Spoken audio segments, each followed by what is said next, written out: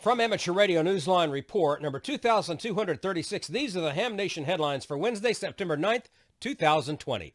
We begin this week's report with good news being delivered from some 250 miles above the earth. Stephen Kinford, N8WB, has the details.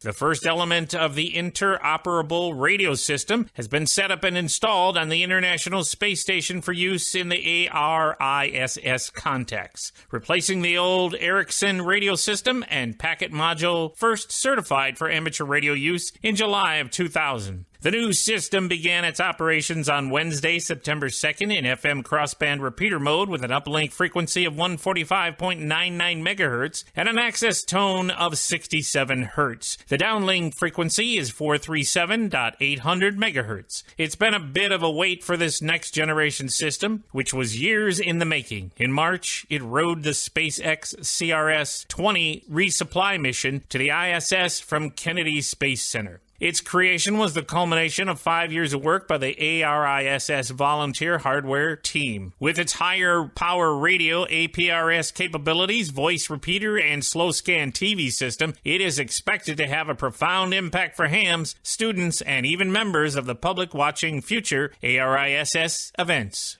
With a major hurricane over, hams in Louisiana turned their attention to other important work, namely an insidious, unseen killer. In the aftermath of Hurricane Laura, hams were mobilized in and around Lake Charles, Louisiana, and other devastated areas in the region to assist with public safety measures, especially concerning portable generator use. Community emergency response team members in Denham Springs were asked by the State Fire Marshal's Office to help educate residents in the proper use of generators being employed due to persistent widespread power outages.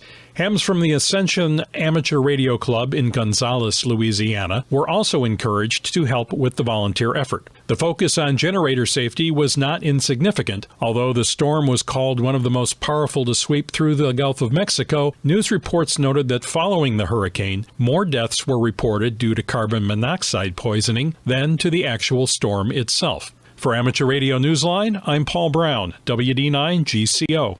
With COVID-19 still in the picture, Ham Radio University's planners are said to be rethinking their strategy for the big annual Day of Radio Education in January.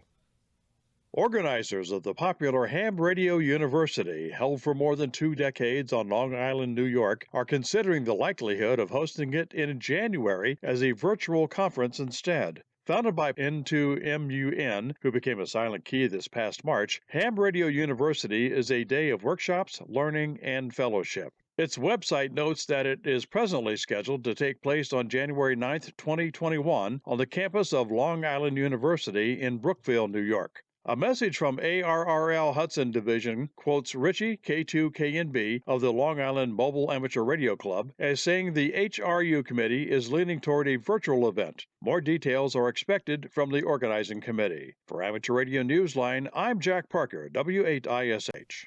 And that's all from the Amateur Radio Newsline, your independent source for amateur radio news for 4 decades and counting at arnewsline.org.